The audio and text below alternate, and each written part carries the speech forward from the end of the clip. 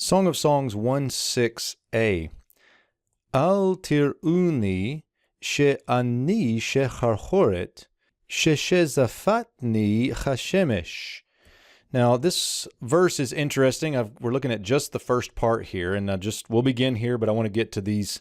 I want to get to all of these. We get here the negative command or a prohibition. This is al plus the jussive. So the verb we're looking at here is the verb ra'ah, to look at, and it is a second person masculine plural. Notice the tav performative and the shurik subformative. However, I think most commentators take this as the girl speaking to the group of ladies, probably maybe a mixed group, but either way, we get this command, do not look at me. Here's their 1cs pronominal suffix on the verb, do not look at me. Then we get the she here as the relative particle on the pronoun I, who I am, verbless clause here, and then this is a reduplicated form of the word we saw in verse 5. Let's look back at that.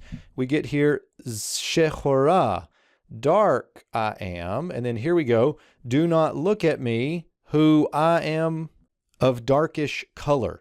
Now, Halot mentions particularly related to the face here. I don't know necessarily the etymology of this reduplication having to do with the face versus other skin, maybe the arms or something like that. But again, you're getting that concept of dark. Do not look at me, I who am dark, the one who is dark. And then we get this she again, who, and then here is a call perfect third feminine singular of the root shazaf, which means to be looked at. Here we get the 1cs suffix again, and the subject now is the sun. This is the subject.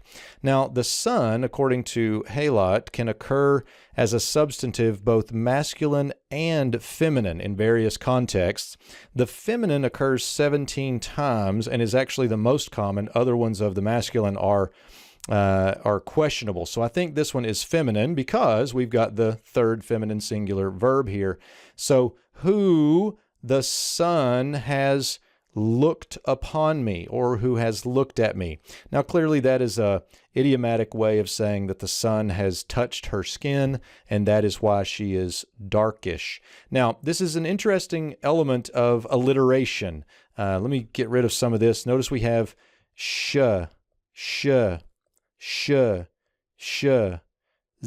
even if we want to include that as a sibilant, sh. And Watson actually lists this as a classic example of alliteration in Hebrew poetry. So I just wanted to point that out. Do not look at me, who I am dark, who the sun has looked upon me.